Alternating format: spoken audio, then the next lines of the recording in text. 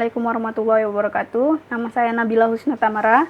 Saya mahasiswa UINSU, Fakultas Ilmu Tarbiyah dan Keguruan dari jurusan Pendidikan Ilmu Pengetahuan Sosial, di mana saya membuat video ini untuk memenuhi tugas kuliah saya pada mata kuliah Metodologi Penelitian Kualitatif, dan dosen pengampunya Ibu Nur Izadora M. Hum.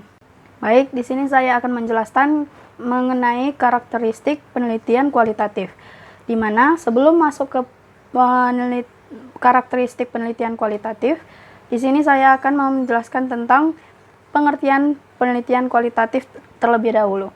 Nah, penelitian kualitatif menurut Bapak Saryono itu merupakan penelitian yang digunakan untuk menyelidiki, menemukan, menggambarkan dan menjelaskan kualitas atau keistimewaan dari pengaruh sosial yang tidak dapat dijelaskan, diukur, digambarkan melalui pendekatan kuantitatif. Kemudian, adapun tujuan dari penelitian kualitatif ini, menurut Bapak Sugianto, di mana tujuan penelitian kualitatif adalah untuk menjelaskan suatu fenomena dengan sedalam-dalamnya, dengan cara pengumpulan data yang sedalam-dalamnya pula. Nah, yang menunjukkan pentingnya kedalaman dan detailnya suatu data yang diteliti. Pada penelitian kualitatif ini, semakin dalam teliti dan tergali suatu data yang didapatkan, maka bisa diartikan pula bahwa semakin baik kualitas penelitian tersebut. Nah, maka dari sebagian besar responden atau objek penelitian, metode penelitian kualitatif memiliki objek yang lebih sedikit dibandingkan dengan penelitian kuantitatif, sebab lebih mengedepankan kedalaman data, bukan kuantitas data. Baik, lalu masuk kepada karakteristik penelitian kualitatif, di mana penelitian jenis kualitatif ini disebut juga penelitian naturalistik, metode fenomenologis, metode impresionistik, dan metode post-positivistik. Nah, adapun karakteristik penelitian jenis ini di mana sebagai berikut. Yakni yang pertama itu menggunakan pola berpikir induktif atau sering disebut dengan empiris, rasional, atau bottom up.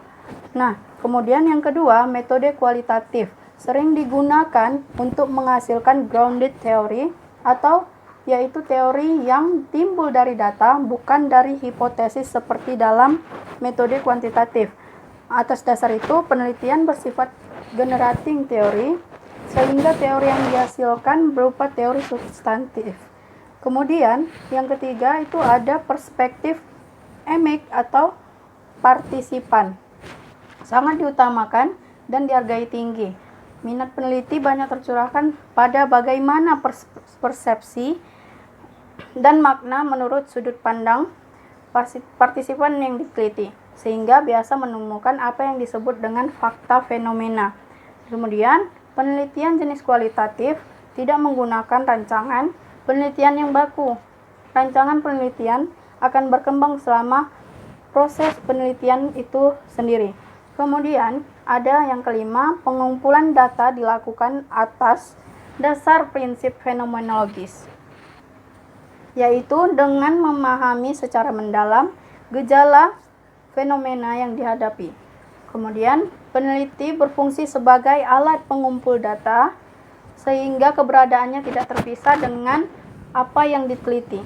Kemudian, analisis data. Analisis data dapat dilakukan selama penelitian sedang atau telah berlangsung. Nah, kemudian hasil penelitian berupa deskripsi dan interpretasi dalam konteks waktu serta situasi tertentu. Kemudian, penelitian jenis kualitatif disebut juga penelitian alamiah dan inquiry naturalistik. Baik, terima kasih sudah melihat video ini. Semoga apa yang saya sampaikan dapat bermanfaat, dan apabila ada kekurangan dalam penyampaian saya, mohon maaf. Wassalamualaikum warahmatullahi wabarakatuh.